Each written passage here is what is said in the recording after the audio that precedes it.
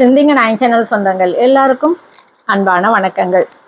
இன்னைக்கு நம்ம சேனல்ல நம்முடைய ஜனநாயக கடமையை நிறைவேற்ற வேண்டிய முக்கியமான நாளுக்கான ஒரு பதிவு.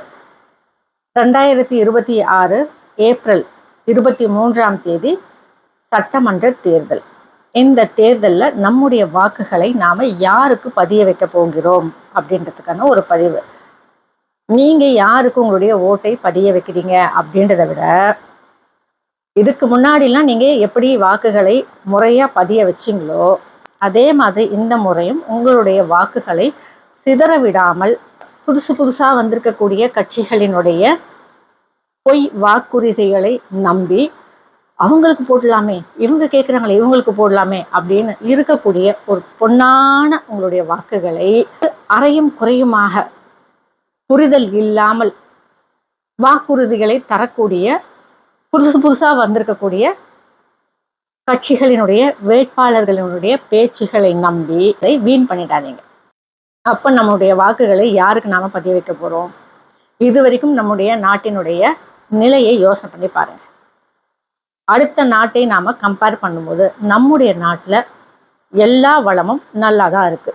பொருளாதாரமாகட்டும், கல்வியாகட்டும், மருத்துவமாகட்டும், குழந்தைகளுக்கான நலத்திட்டங்களாகட்டும், பெண்களினுடைய உரிமை தொகையாகட்டும், நாட்டினுடைய பொருளாதார வளர்ச்சியாகட்டும், சுற்றுலாவாகட்டும், எதுவாக இருந்தாலும் எல்லா விதத்திலையும் நாம நல்லா தான் இருக்கிறோம்.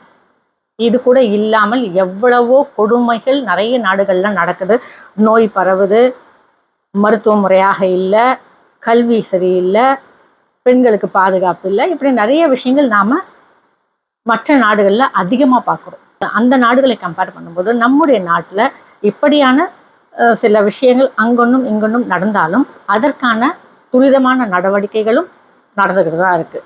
அதனால் நம்முடைய வாக்குகள் அப்படிங்கிறது எவ்வளவு முக்கியமானது அப்படிங்கிறது நமக்கு தெரியறதோ இல்லையோ, புதுசாக வரக்கூடிய கட்சி வேட்பாளர்களுக்கு தெரியறதுனால தான் உங்கள் ஓட்டை எங்களுக்கு போடுங்க, உங்களுடைய வாக்குகளை எங்களுக்கு கொடுங்க அப்படின்னு புதுசாக டிசைனாக நம்மளை ஏமாத்துறாங்க.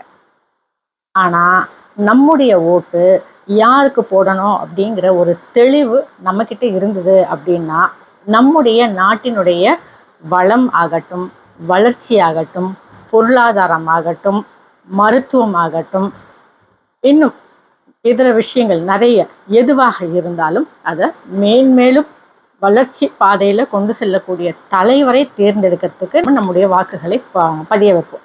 அப்படியான வாக்குகள் அப்படின்னும் போது தேர்தல் அன்னைக்கு காலையிலேயே நம்மளுடைய வாக்குகளை முதல் வாக்காக பதிய வைக்கணும் அப்படின்றத ஞாபகத்தில் வச்சுக்கோங்க. காலையில் எழுந்த உடனே வயிற்றுக்கு ஏதாவது சாப்பிட்டுட்டு முதல்ல ஓட்டு போடுறதுக்கு போயிட்டு வந்துடுங்க. போகும்போது உங்களுடைய அடையாள அட்டைகள், நீங்கள் தான்றதுக்கான ஐடென்டிட்டி இருக்கும் இல்லையா, ஆதார் அட்டை, லைசன்ஸு, ரேஷன் கார்டு, இப்படி இல்லையா booth slip, PAN card, passport, இப்படி நிறைய இருக்கே.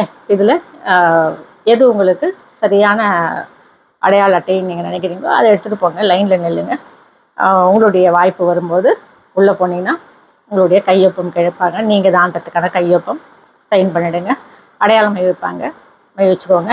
நேராக உங்களுடைய அந்த வாக்களிக்கக்கூடிய அந்த அறைக்கு போங்க. உங்களுக்கு முன்னாடி யார் வாக்களிச்சிருந்தாலும் அந்த வாக்கு கிளியர் பண்ணி கொடுத்துட சொல்லுங்கள். அதற்கு பிறகு நீங்கள் வாக்களிக்க போகிறீங்க. வாக்களிக்கும் போது பதறாமல் உங்களுடைய வேட்பாளரினுடைய பெயர் எங்கே இருக்குது, அதாவது நீங்கள் யாருக்கு ஓட்டு போடணும்னு நினைக்கிறீங்களோ அந்த வேட்பாளரினுடைய பெயர் எங்கே இருக்குது, அவருக்கான சின்னம் எங்கே இருக்குது அப்படின்னு பார்த்து அந்த பட்டனை அமுக்குங்க. அமுக்கிட்ட உடனே சவுண்டு வரும். அந்த சவுண்டு வந்தோடனே நம்ம ஓட்டு போட்டுட்டோம் அப்படின்னு பதறிட்டு வந்துடாமல் அங்கேயே கொஞ்சம் நில்லுங்க. நீங்கள் சரியாக தான் போட்டிருக்கீங்க அப்படின்றத நீங்கள் தெரிஞ்சுக்கணும் இல்லையா? எப்படி தெரிஞ்சுப்பீங்க? அந்த பீப் சவுண்டு வந்த உடனே அங்கே அந்த சின்னம் ஒளிரும். அந்த ஒளிரக்கூடிய நேரம் அப்படின்னு பார்த்தீங்கன்னா 7 வினாடிகள் அந்த சின்னம் அப்படிங்கிறது லைட் எரியும்.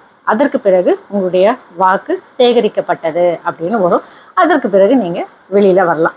நீங்கள் யாருக்கு ஓட்டு போட்டீங்க அப்படின்றதுலாம் முன்னாடியெல்லாம் வந்து கேட்க மாட்டாங்க.